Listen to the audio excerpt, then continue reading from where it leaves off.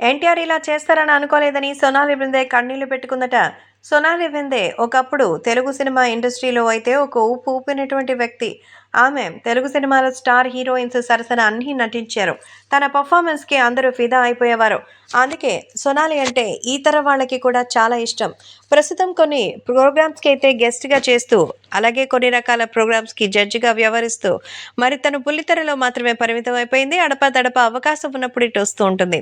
అయితే నిజంగానే తనని చూసి చాలామంది ఫిదా అయిపోతూ ఉంటారు. మరి ఎంతో చక్కగా ప్రతి విషయంలో సోనాలి బిందే చాలా పర్ఫెక్ట్‌గా ఉంటుంది. హీరోయిన్‌గా తెలుగు ఎక్స్‌ప్రెషన్స్ ఇవ్వడంలోనూ చాలా బావుంటుందన్న సంగతి తెలిసిందే. ఈ నేపథ్యంలో అభిమానులు కూడా ఎంతో ఆనందం వ్యక్తం చేస్తూ తన పురోగతిని అభినందిస్తున్నారు.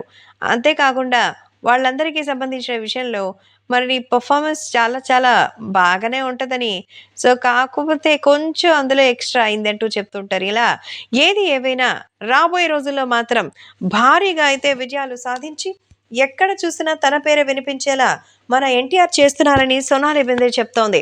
ఎందుకంటే సోనాలి బెందే జూనియర్ ఎన్టీఆర్ అంటే అభిమానం అంటే గతంలో తన అనారోగ్యంతో చాలా సీరియస్ పొజిషన్‌లో ఉన్నప్పుడు అసలు ఏమాత్రం పరిచయం లేని తనకి ఈ విషయం గురించి తెలియడంతో నాకు కాల్ చేశారు.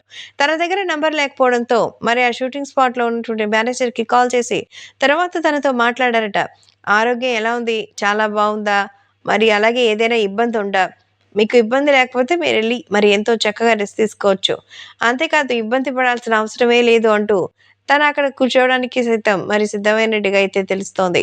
కాబట్టి సోషల్ మీడియాలో సైతం ఎంతో సెన్సేషనల్‌గా మారుతోంది. అలాగే